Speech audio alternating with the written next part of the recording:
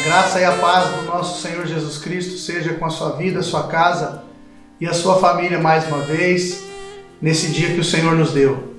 Quero compartilhar uma palavra que se encontra aqui no Evangelho de João, no capítulo 12, a partir do versículo 1, onde a palavra do Senhor nos diz o seguinte: 6 dias antes da Páscoa, foi Jesus para Betânia, onde estava Lázaro, a quem ele ressuscitara dentre os mortos. Deram-lhe, pois, ali uma ceia. Marta servia, sendo Lázaro um dos que estavam com ele à mesa. Então Maria, tomando uma libra de bálsamo de nardo puro, muito precioso, ungiu os pés de Jesus e os enxugou com os seus cabelos, e encheu-se toda a casa com o perfume do bálsamo. Mas Judas Iscariotes, um dos seus discípulos, o que estava para traí-lo, disse: por que não se vendeu este perfume por 300 denários e não se deu aos pobres? Isto disse ele não porque tivesse cuidado dos pobres, mas porque era ladrão e, tendo a bolsa, tirava o que nela se lançava. Jesus, entretanto, disse: deixai-a, que ela guarde isto para o dia em que me embalsamarem, porque os pobres sempre os tendes convosco, mas a mim nem sempre me tendes. Soube numerosa multidão dos judeus que Jesus estava ali, e lá foram não só por causa dele, mas também para verem Lázaro, a quem ele ressuscitara dentre os mortos. Mas os principais sacerdotes resolveram matar também Lázaro, porque muitos dos judeus, por causa dele, voltavam crendo em Jesus. Que o Espírito Santo possa ministrar ao meu e ao seu coração através dessa palavra. Queridos, eu quero deixar como tema desta mensagem uma vida em Cristo. Uma vida em Cristo é o tema dessa nossa mensagem. E nós vamos considerar esse tema a partir do texto lido, olhando para a vida desta família, desses 3 irmãos, Lázaro, Maria e Marta. Porque na vida desses 3 irmãos nós vemos um processo de Deus na vida de todos aqueles que o seguem. Se não, vejamos. O primeiro deles que vamos considerar é Lázaro. Quando nós pensamos em Lázaro, o texto nos fala 2 vezes a respeito disso, da sua ressurreição. Quando pensamos em Lázaro, imediatamente nos lembramos da passagem do capítulo anterior de João, no capítulo 11, quando Jesus ressuscita Lázaro dentre os mortos. E esse é o primeiro processo, ou essa é a primeira realidade na vida de todos aqueles que seguem a Cristo. A necessidade da morte e da ressurreição. Queridos, é necessário que nós entendamos que somos pecadores e que alguém morreu em nosso lugar, que Cristo pagou o preço pelos nossos pecados naquela cruz. E que só através do sangue de Jesus Cristo derramado naquela cruz, a sua vida derramada naquela cruz, os nossos pecados podem ser perdoados. Então há a necessidade da morte do nosso velho homem, do nosso eu, da nossa natureza pecaminosa. Natureza essa que governa a vida do ser humano desde o seu nascimento, até o momento em que este homem e essa mulher se encontram com Cristo e tomam uma decisão. Reconhecendo serem pecadores, reconhecem a necessidade de um Salvador. E a palavra de Deus é muito clara a nos dizer que todo aquele que nele crê passou da morte para a vida. O homem sem Cristo está morto espiritualmente, como diz Paulo na sua carta aos Efésios. Ele nos deu vida estando nós mortos nos nossos delitos e nos nossos pecados. Ele nos dá a vida mediante a morte. É necessário, se faz necessário a morte da nossa velha natureza e o nascimento de um novo homem a partir de um encontro e de uma entrega a Jesus. Lázaro teve essa experiência. O texto nos diz que muitos vinham para ver Lázaro, a quem Jesus ressuscitara dentre os mortos. Uma nova vida, ela é evidente. O novo nascimento, ele vai se manifestar, e nós vamos ver isso considerando Maria e também Marta. Então Lázaro representa para nós a necessidade da morte e da ressurreição para vivermos uma vida em Cristo Jesus.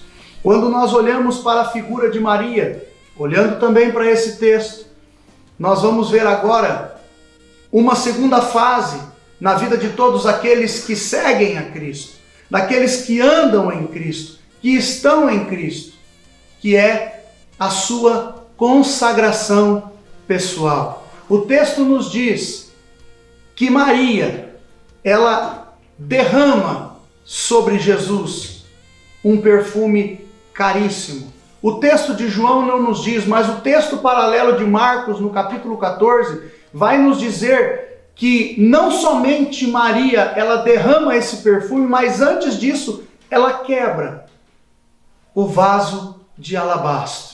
Ela tem uma atitude voluntária de quebrar aquele vaso e derramar aquele perfume. Esse perfume era algo muito caro.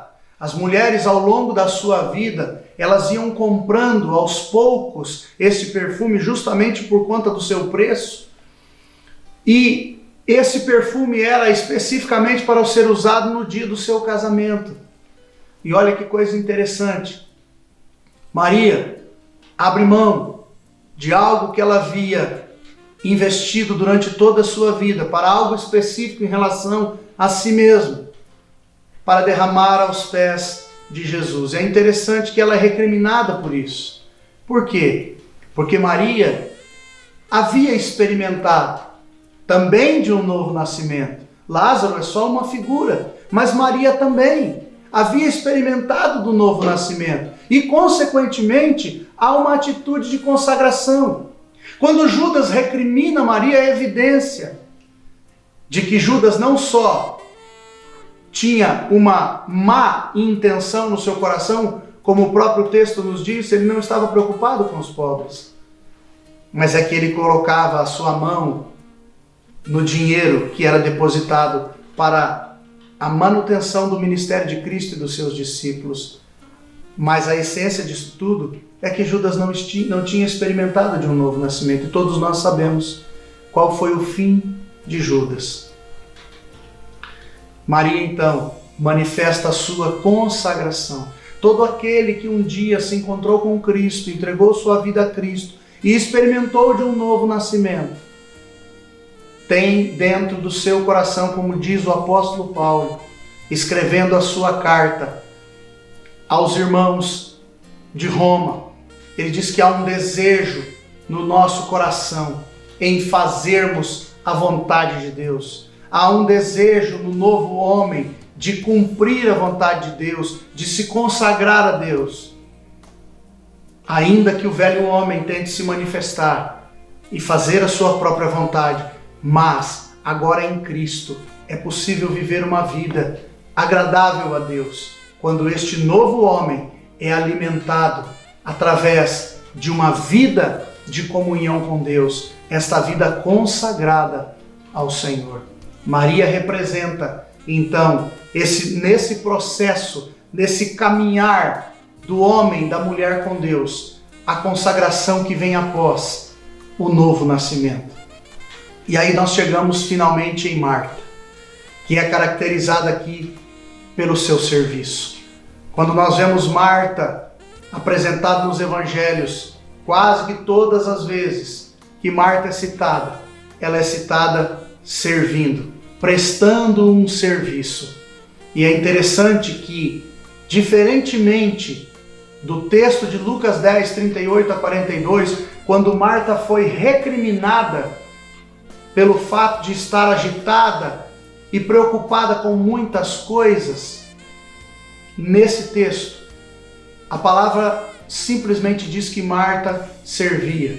Por quê? Porque o serviço, a partir do novo nascimento e a partir da consagração a Deus, ele é algo que evidencia e que vai manifestar, na verdade, a experiência do novo nascimento e a experiência de uma consagração, de algo subjetivo, de algo que está dentro da motivação do coração. Ele é manifestado através de uma vida de serviço a Cristo.